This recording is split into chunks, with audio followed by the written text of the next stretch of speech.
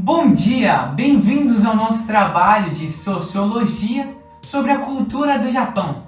Vim aqui todo tematizado, como vocês podem ver, junto com meu irmão que está gravando a segunda câmera. Manda um joinha, Guilherme.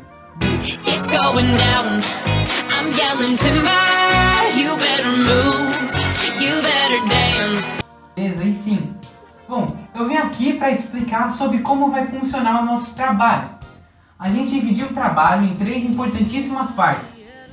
A primeira parte é a cultura histórica do Japão. A segunda parte é a cultura da pré-guerra e pós-guerra do Japão. E a terceira parte, a gente dividiu ela em 2 partes, essa terceira parte. Que é a moderna social, que vai falar das coisas tipo Yakuza e tudo que acontece realmente na sociedade do Japão. E a moderna pop, que vai falar dessas coisas tipo animes, filmes, séries famosas do Japão. E é isso. Espero que vocês gostem muito do nosso vídeo, que deu um mega trabalho para fazer. E pode mandar a transição aí, Thales. Falou!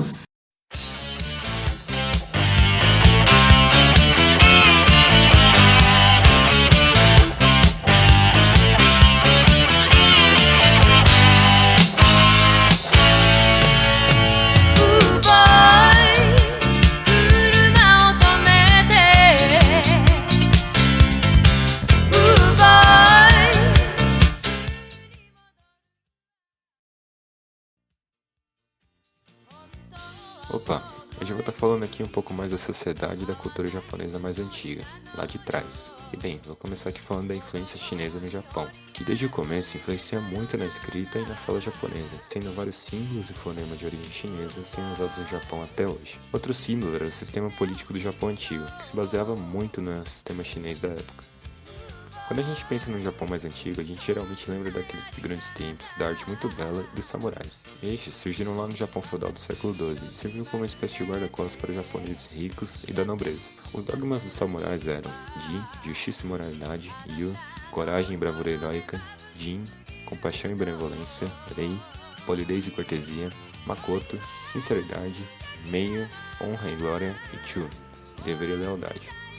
Os samurais ficaram tão poderosos que por um certo período mandavam mais até mesmo que o próprio imperador, tendo até mesmo uma capital separada de Kyoto, que era onde o imperador morava na época. Mas com a chegada das armas de fogo e dos novos costumes, essa classe social foi se perdendo ao longo dos séculos, e atualmente é lembrado como sendo uma classe de guerreiros muito fortes e honrados, sendo retratados em filmes e séries hoje em dia. E é isso aí.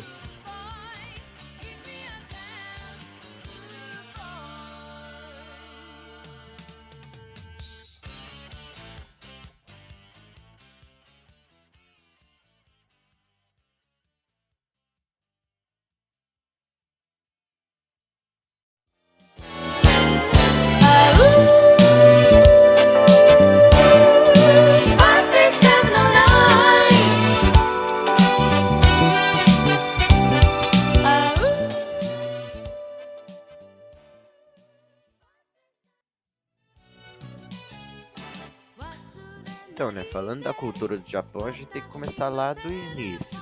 E onde ela teve uma drástica mudança foi na Segunda Guerra Mundial, onde Hirohito foi o 124º imperador do Japão.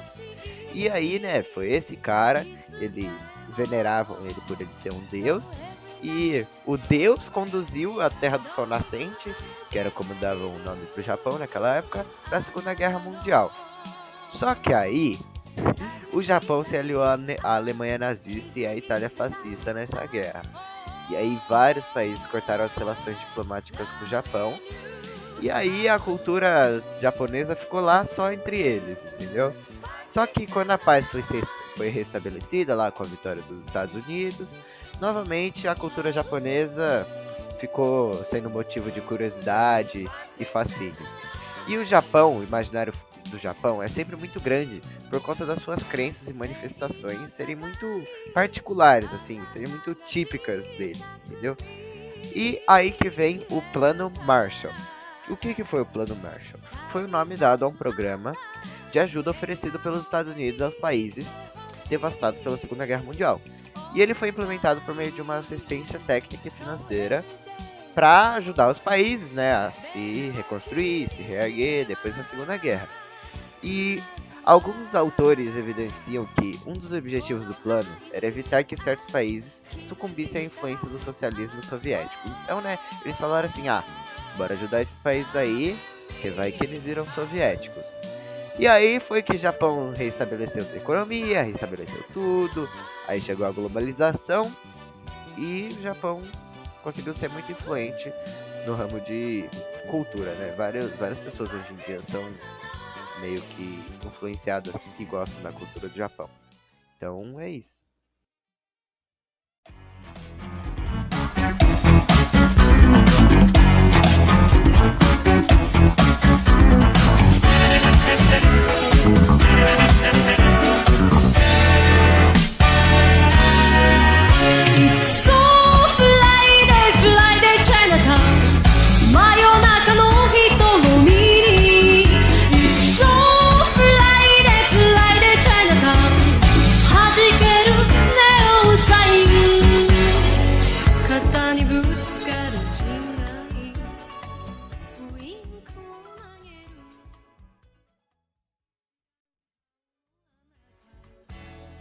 Bom, agora um pouquinho sobre a cultura moderna social do Japão.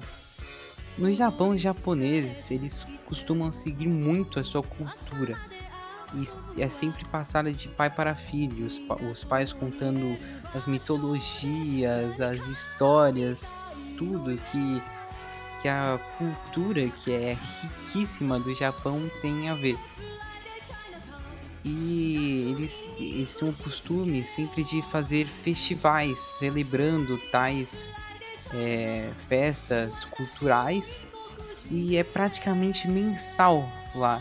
Ou seja, é como se fosse uma festa junina quase todo mês, com pesca, tirar o alvo, essas coisas parecidas com festa junina e algumas outras atrações que são de lá mesmo. Bom, o Japão também ele é muito fechado com relação a estrangeiro, ou seja, eles têm bastante preconceito com o estrangeiro. E os estrangeiros, a maioria dos estrangeiros que moram lá são descendentes de japoneses, por isso eles têm uma probabilidade maior de conseguir morar lá, né? Há alguns estrangeiros que moram lá sem ser descendentes japoneses, mas são ocasiões bem especiais, assim podemos dizer, pois tem que ter muita sorte, né, para você conseguir um emprego lá e todas essas burocracias. Bom, mesmo o Japão sendo um país bem fechado em relação à cultura estrangeira e estrangeiro, essas coisas, a globalização é claro que não ia deixar de chegar lá, né? Óbvio. Então, alguns exemplos de globalização são a fala deles mesmo, que eles pegaram algumas palavras em inglês mesmo e colocaram no vocabulário deles. Um exemplo é o kisu, que é de kiss, de beijo do inglês, e outro é de cake, que é cake do inglês mesmo também, né, o bolo.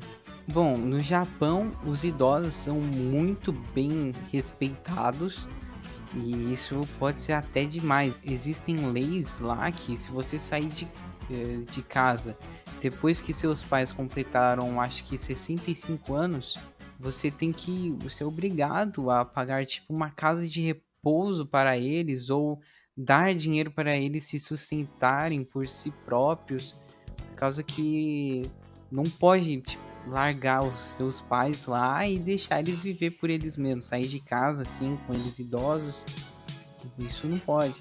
Bom, as escolas japonesas são bastante prestigiadas, lá eles estudam praticamente quase integral, eles almoçam nas escolas e tal, e tem uns estudos bem puxados, e o mundo inteiro sabe que o Japão é bem inteligente. Outra coisa também que faz parte da cultura aí, não só do Japão, mas de qualquer país, né, do mundo inteiro, são as músicas. E o Thales vai colocar aí algumas aí como exemplo e vai ficar tocandinho aí, tranquilão.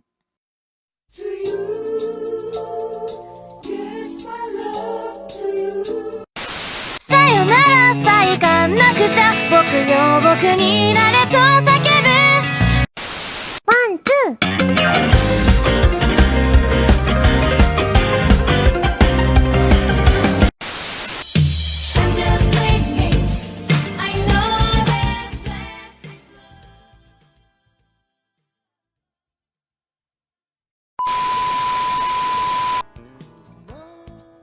Quando o assunto é Japão, muitas pessoas já ligam com os Yakuza, que é o nome dado aos integrantes de uma organização criminosa mundialmente conhecida.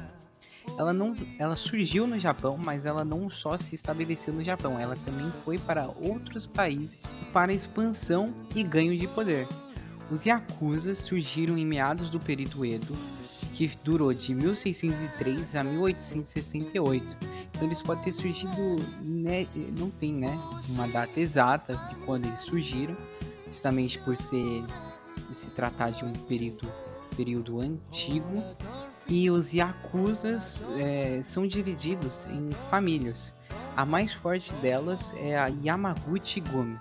As atividades dos Yakuzas podem variar muito de família para família, mas estão entre elas a extorsão, o tráfico, a lavagem de dinheiro e inúmeras outras atividades criminosas que podem se tratar em grupo. Eles sempre trabalham em grupo.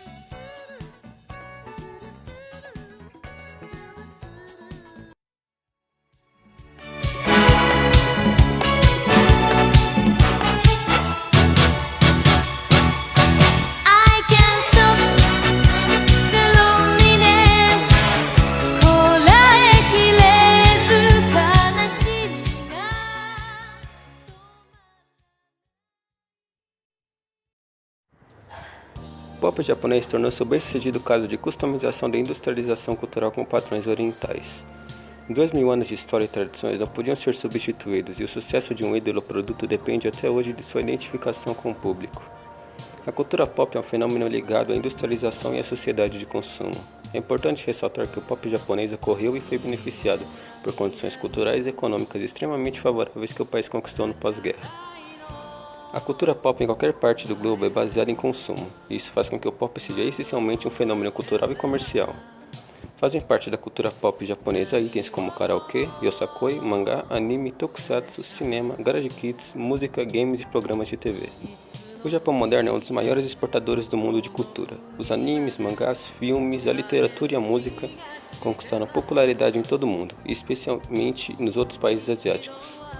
Junto com o Reino Unido e com os Estados Unidos, o Japão é e sempre foi considerado uma superpotência cultural.